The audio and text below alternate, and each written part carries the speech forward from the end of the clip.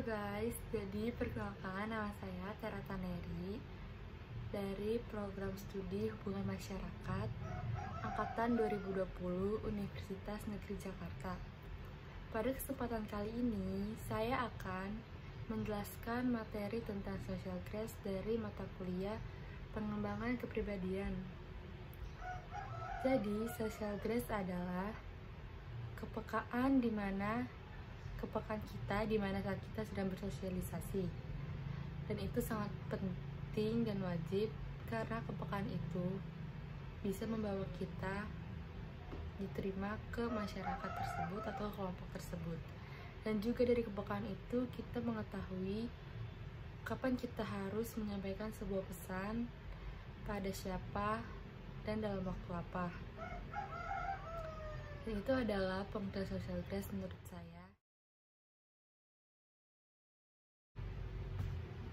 Jadi, saya mengambil topik tentang etika berbicara.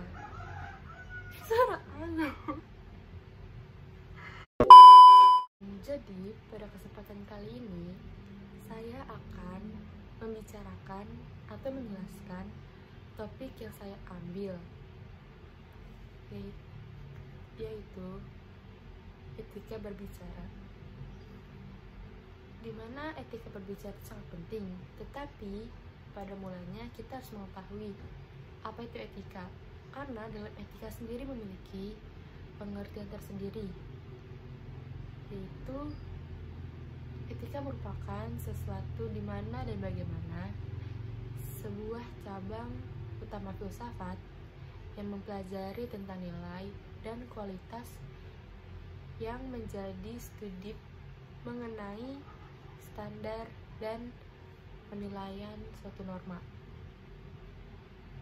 Jadi, etika berbicara merupakan suatu nilai atau norma, atau bisa disebut sebagai suatu peraturan yang harus kita terapkan saat kita berkomunikasi atau berbicara dengan orang lain. Di sini, etika berbicara memiliki beberapa nilai atau peraturan yang harus kita lakukan. Yang pertama, kita harus melihat lawan bicara kita saat kita sedang berbicara. Kenapa? Itu mengartikan bahwa kita menganggap lawan bicara kita tuh ada, dan juga merupakan sebuah sopan santun yang harus kita lakukan. Karena sebagai lawan bicara pasti tidak mau berbicara dengan orang yang melihat ke sekelilingnya dan tidak terfokus pada lawan bicara. Dan juga itu mengakibatkan seperti saat kita berbicara tidak dengan serius dan menyepelekan mungkin. Kemudian saat kita berbicara, kita harus menggunakan bahasa yang jelas yang mudah dimengerti, dan bahasa yang ada pada Kamus Besar Bahasa Indonesia. Kemudian kita juga harus menggunakan suara yang lantang, suara yang jelas, supaya lawan bicara kita dapat mendengar apa yang kita bicarakan. Dan juga walaupun kita menggunakan suara yang lantang dan jelas, tidak berarti kita harus berteriak-teriak, tapi kita harus berbicara dengan membuka mulut yang sebenarnya, supaya apa yang kita bicarakan itu keluar, dan itu juga memperjelas kosakata kita. Kemudian saat kita berbicara dengan lantang, kita tidak boleh menggunakan nada yang tinggi. Kenapa? Karena menggunakan nada yang tinggi merupakan ketidaksopanan saat berbicara, dan juga mengakibatkan kesalahpahaman kepada lawan bicara. Juga dapat membuat salah pengertian, karena apa yang kita bicarakan, apa yang kita maksud saat kita berbicara, arti dalam kalimat yang kita keluarkan dari mulut kita saat kita berbicara dengan nada yang tinggi dapat mengakibatkan salah pengertian kepada lawan bicara kita.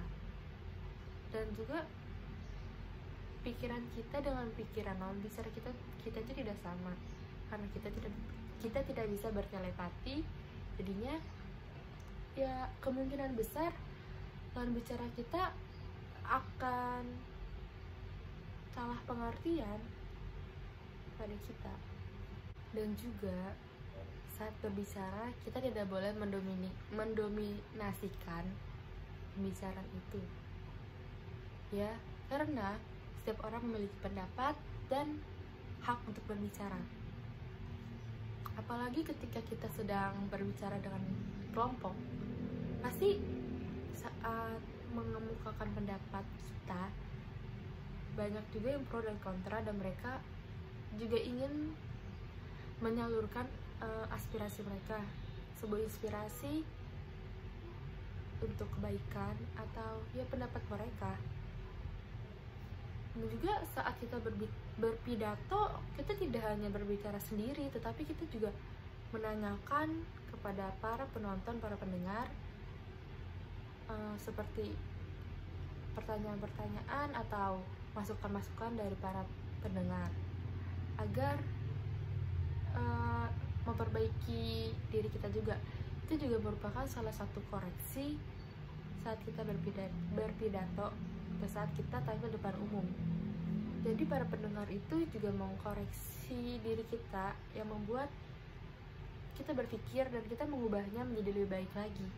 Itu merupakan suatu hal yang positif untuk kita. Dan juga saat kita berbicara, seperti yang saya jelaskan sebelumnya, kita harus menggunakan bahasa yang benar. Kita juga harus menggunakan bahasa-bahasa atau ya dalam percakapan itu kita harus menggunakan kata-kata yang mudah dimengerti oleh lawan bicara kita. Karena kita saat berbicara juga harus melihat tingkatan kepada siapa kita berbicara. Tidak mungkin kan saat kita berbicara dengan anak kecil kita menggunakan bahasa-bahasa yang menurut dia itu susah. Seperti anak kecil kan belum menguasai berbagai macam kosakata yang ada, hanya sebatas yang gampang-gampang saja, gampang diingat, dan juga yang ia mengerti kan. Masa iya kita berbicara dengan anak kecil menggunakan bahasa-bahasa seperti orang dewasa sedang berbicara dengan orang dewasa? Itu tidak mungkin, anak kecil itu tidak akan mengerti. Dan sebaliknya,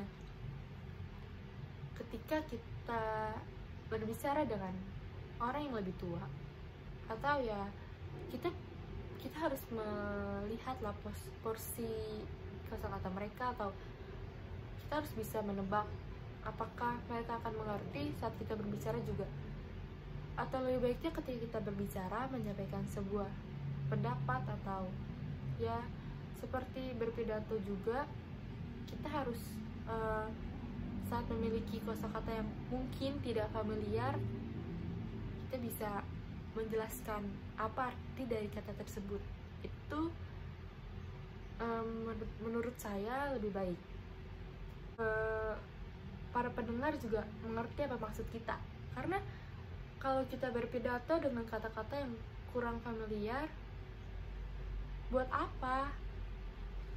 Tidak bakal sampai gitu pesan dari kita untuk para pendengar, tidak bakal sampai karena mereka juga tidak tahu apa arti dari kata tersebut. Dan ya seperti itu, kita harus menggunakan bahasa-bahasa yang standar, yang simple, yang mudah dimengerti, jelas juga, seperti itu. Dan selanjutnya saya akan menjelaskan atau memberikan contoh etika berbicara kepada keluarga.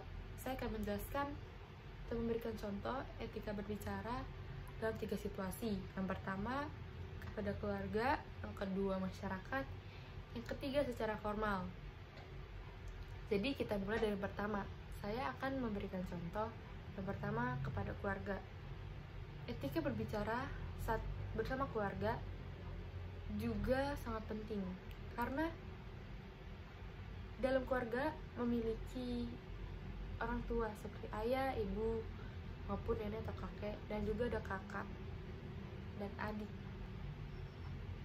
Saat kita berbicara dengan orang tua kita, tidak mungkin kita menggunakan kata gue, lu, atau seperti saat kita meminta uang sangu atau uang jajan, kita bilang ke ibu kita, ma, gue minta duit dong. Gak mungkin kan kita bilang seperti itu.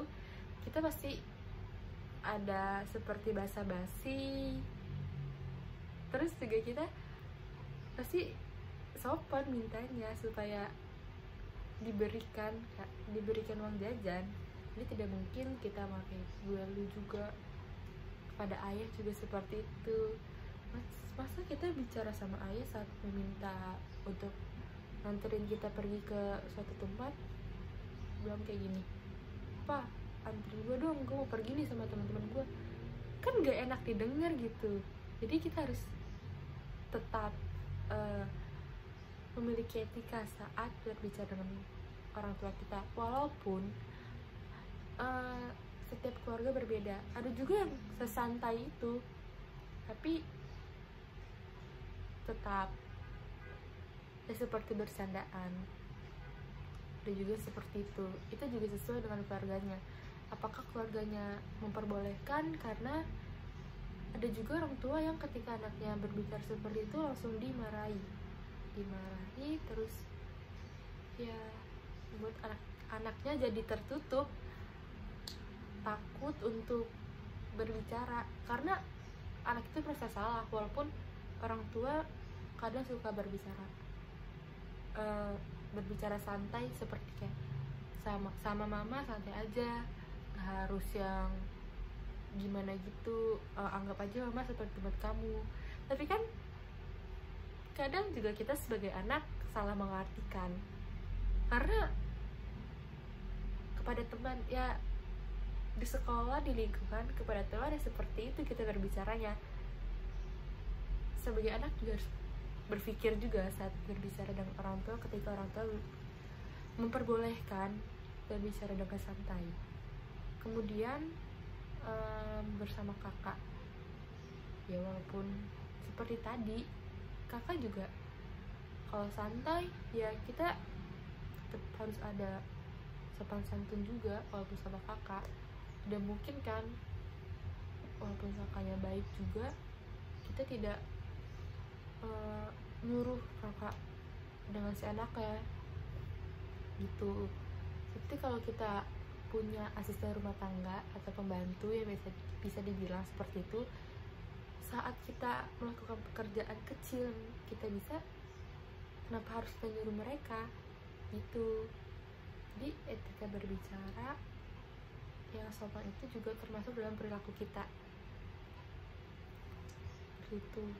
Dan juga seperti yang tadi saya bilang sebelumnya kepada adik, karena adik juga memiliki kosakata yang sedikit, tidak banyak seperti kita, ya kita juga harus menyeimbangkan dengan mereka. Saya akan memberikan contoh yang saya ketahui dari mungkin seperti saat Pak RT berbicara sama warganya, itu pasti kan menggunakan bahasa yang baik dan benar, apalagi ketika pemilihan RT RW yang mewajibkan para kandidat memberikan suatu visi misi atau prospek kerjanya mereka, prospek mereka dalam bekerja itu bagaimana ke depannya, apa yang mereka mau dan apa yang harus mereka capai. Tetapi dalam mengemukakan apa yang mereka mau, visi misi mereka harus menggunakan bahasa yang sopan, bahasa yang benar dan mudah dimengerti. Dan juga dalam bahasa tersebut tuh pasti dinilai kan sama para warganya, apakah orang ini serius, apakah orang ini dapat diandalkan dalam beberapa tahun ke depan untuk menjaga atau mengurus kampung itu, RT tersebut. Jadinya harus menerapkan etika berbicara, dan juga saat mengemukakan visi misi pastikan itu adalah apa yang ingin ia laksanakan, yang ingin ia kerjakan. kebijakan yang ingin ia capai dalam beberapa tahun dalam masa jabat mereka kan. Dan juga saat membuat itu kita harus seperti memikirkan atau mengetahui standar kita tuh di mana, karena dalam membuat visi misi itu tidak boleh ketinggian. Bukan tidak boleh ketinggian, mungkin ya pasti kita harus mau apa sih di masa depan gitu kan. Kita juga pasti ingin sesuatu, tapi kita juga harus tahu batasan atau tahu standar kita, harus tahu kemampuan kita itu di mana dan sampai mana kemampuan kita. Dan juga kita harus berpikir apakah kita bisa sampai di atau meraih apa yang kita mau. Tetapi di lainnya, kalau kita percaya kita bisa, kita harus coba bagaimana sih kita bisa mencapai itu gitu. Kita harus punya tekad supaya kita dapat mencapai tujuan kita, seperti itu. Dan juga mungkin dalam berpidato juga kan, seperti yang tadi saya sudah jelaskan, harus berbicara yang jelas supaya dimengerti. Dan mungkin saat mengadakan sesi tanya jawab juga dijawab dengan bahasa yang mudah dimengerti juga, dan bahasa yang sopan. Atau walaupun pertanyaan itu agak susah dan mungkin agak melenceng, kita sebagai pembicara harus bisa menjawabnya ya. Dan kita juga harus dengan santai, tetapi kita mempunyai wibawa saat menjawabnya, seperti itu. Dan yang terakhir itu secara formal, saya mengambil contoh saat sedang wawancara di kantor, dimana saat wawancara itu pasti saat-saat yang menegangkan. Jadi kita harus menggunakan bahasa yang baik juga, dan juga etika dalam wawancara itu juga ada. Karena saat kita wawancara, kita harus menggunakan pakaian yang rapi seperti kemeja putih polos, dan juga celana atau rok bahan panjang yang berwarna hitam, dan alas kakinya juga menyesuaikan. Dan karena wawancara itu juga menilai penampilan kita, dan juga saat kita masuk ke ruang wawancara, kita harus menggunakan salam, karena etika berbicara juga ada, yaitu salam dan sapa ya. Jadi kita harus menggunakan salam dan sapa, dan juga ya menghormati atasan, mungkin HRD, menghormati HRD. Dan juga saat diwawancarai kita juga harus menunjukkan bahwa kita itu pantas untuk masuk ke perusahaan tersebut. Karena kan kita saat wawancara itu waktu-waktu kita meyakinkan kalau kita itu punya potensi, punya kemampuan yang orang itu tidak punya, seperti itu. Dan juga ya etika berbicara yang tadi saya sebutkan di awal-awal saat posisi duduk juga, karena posisi duduk juga menentukan bahasa-bahasa yang kita ambil dan juga segala macamnya. Dan juga kita harus menggunakan di sini yang tadi saya katakan di awal, kalau komunikasi formal itu pasti ada dalam situasi tertentu, dan ini merupakan contoh dari komunikasi formal yang menggunakan etika berbicara yang baik dan benar. Jadi itu saja yang akan saya sampaikan, mohon maaf kalau agak kurang jelas sih sebenarnya. Dan juga mungkin dari yang saya sampaikan Anda juga bisa mengerti, sebagian Anda bisa mengerti. Dan ya, sekian, terima kasih atas perhatiannya, sampai jumpa.